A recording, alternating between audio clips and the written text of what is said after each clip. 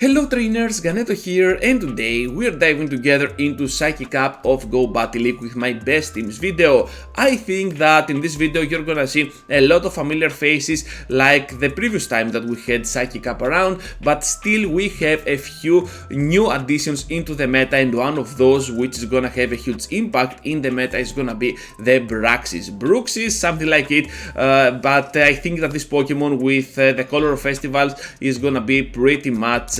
available to anyone, so you can use it towards your advantage, but it's kinda glassy. But we're gonna get there towards the end of the video. But for now, let's focus on the first team out of the total 4 that I want to analyze and showcase just for you. Up in front for the first team, we have the Malamar with Foul Play and Hyper Beam to threat those unsuspected opponents. At the back, we have the amazing Raichu that you might want to consider running Grass Knot over that Wild Charge, because with Grass Knot you have a chance to do a lot of damage even to a Claydol, and that can be pretty fun with your Raichu. And Claydol will not be around that much, but if you happen to encounter a ground type, well, Grass Knot might be your only choice. At the back we also have the Galarian Rapidash, which can spam its way to victory with those body slams, and the Mega Horn to nuke down any other unsuspected opponent that will just get out of your Malamar's way. I believe that this team is gonna take the shields pretty easily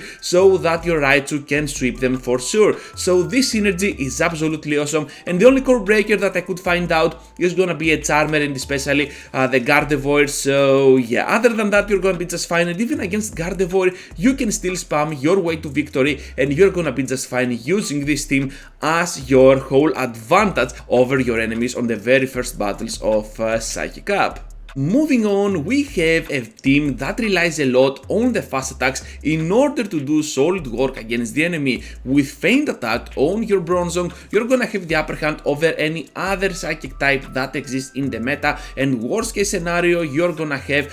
the neutral damage from your moves. So Bronzong definitely an all-time classic for this cap, and I believe that with a complete coverage, with the Feint Attack, with the payback, and of course the Heavy Slam for the fairies, you're gonna be in a very good spot up on the lead with this Pokemon. I also think that Bronzong can also be used as a safe switch, but with Victini around, perhaps that is not gonna be that viable. But still, up in front, you're gonna have most probably a very good lead against anything, especially against that Galarian Rapidash, which is gonna roam around the meta. We're gonna have at the back the Gardevoir with the Charm, so you can see as to why we're having a lot of fast attack pressure with this line in combination with the Mud Slaps of Claydol. For Claydol, I recommend using the Rock Tombs with Shadow Ball, because that way you're gonna get the maximum out of this Pokemon, able to nuke down the Psychic type with the Shadow Ball, or just debuff the enemy with your Rock Tomb so that your next Pokemon can have the upper hand, especially when shields are down. But with this line,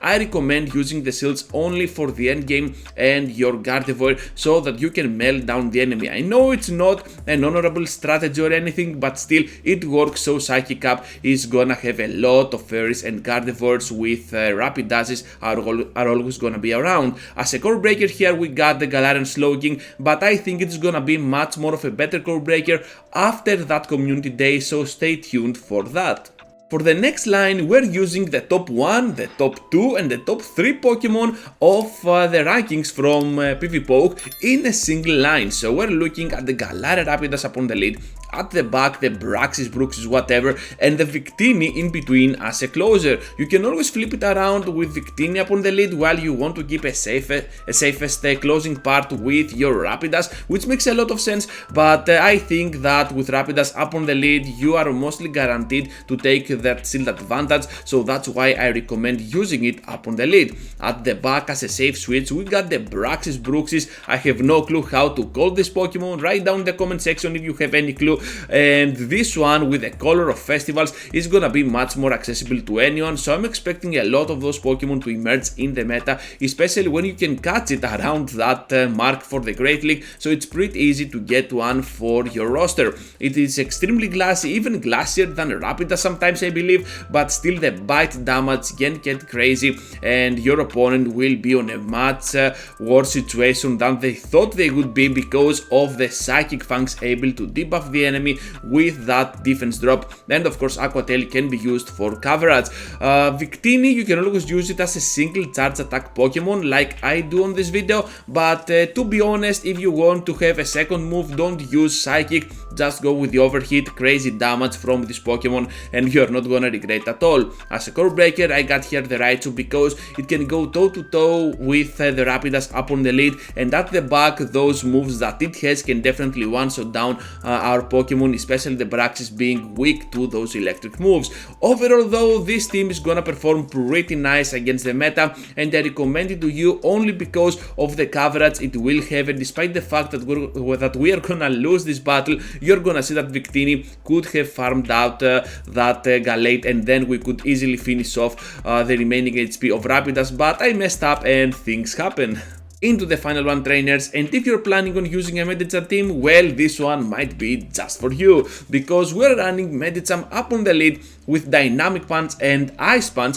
which is kinda weird, I know, but still Medicham is gonna have a lot of coverage in the meta other than those fairy types, which are gonna be everywhere, I know, but certain threats, something like a Claydol, a Bronzong, or even something like a Malamar can be dealt with your Medi with ease. So definitely a notable leader for your team to try out, and I haven't found a better line to fit in my Medicham, so here is the best one that I could find, and that's why I included it on this video. Definitely a nice spicy pick for this meta, which is weird to say for a Great League top tier Pokemon,